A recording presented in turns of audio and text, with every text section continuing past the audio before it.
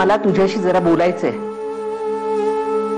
तू हा जो निर्णय घेतलास ना, तो मनापासून का नाईलाजानं? मनापासून. आणि या निर्णयामुळे मी खूप खुश आहे. एक गोष्ट नीट लक्षात ठेव, अगं या निर्णयावर तुझं संपूर्ण आयुष्य अवलंबून आहे. नंतर पश्चाताप झाला ना तरी काही उपयोग नाही त्याचा. विसरू शकशील तू विक्रमला? माहित नाही,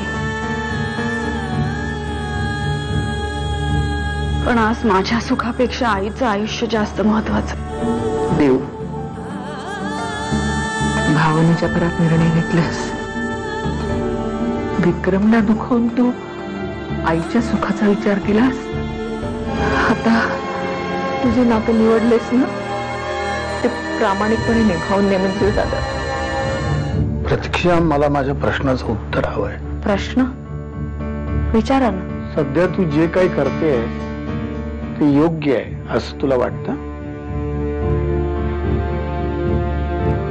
बाबा, देऊनं तिच्या मर्जीनं हा निर्णय घेतलाय. खोटं बोलतेस तू. का स्वतःला फसवतेस?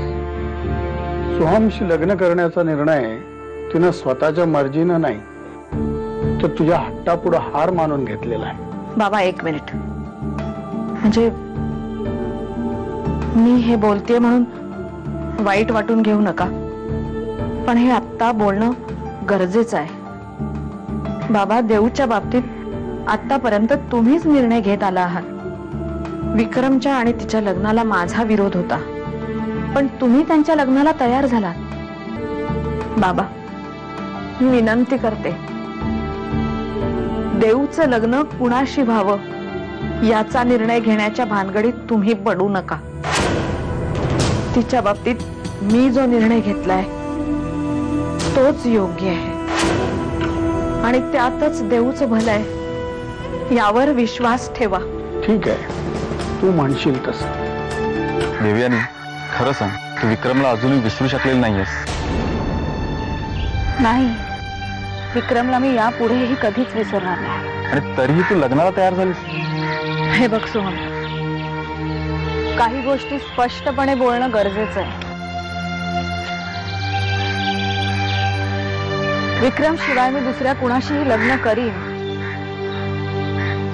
असा मी स्वप्नात सुद्धा विचार केला नव्हता. आज फक्त तडजोड म्हणून मी या लग्नाला तयार झाले.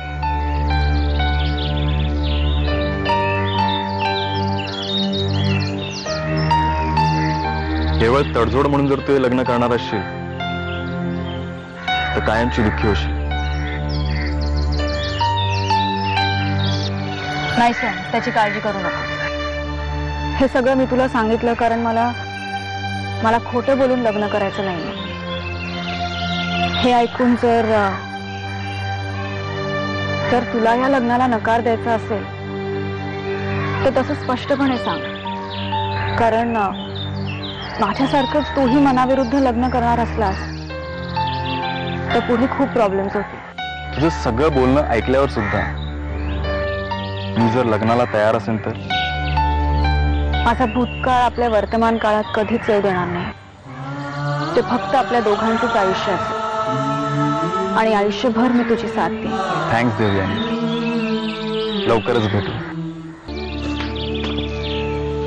हे काय, काहीच घाई गडबड नाही? कसली आहे गडबड? अरे काका, दिवाळी आहे ना. देऊ, खरंच दिवाळी साजरी करायची आहे का? हो, साजरी तर करायचीच आहे, नाहीतर सगळं राहून जाईल. पुढच्या वर्षीपासून माझी दिवाळी सोहमच्या घरी असेल ना. चला तयारीला लागा आता. मी दादू काय करतायत ते बघते. साक्षी, कंदील लाव लवकर.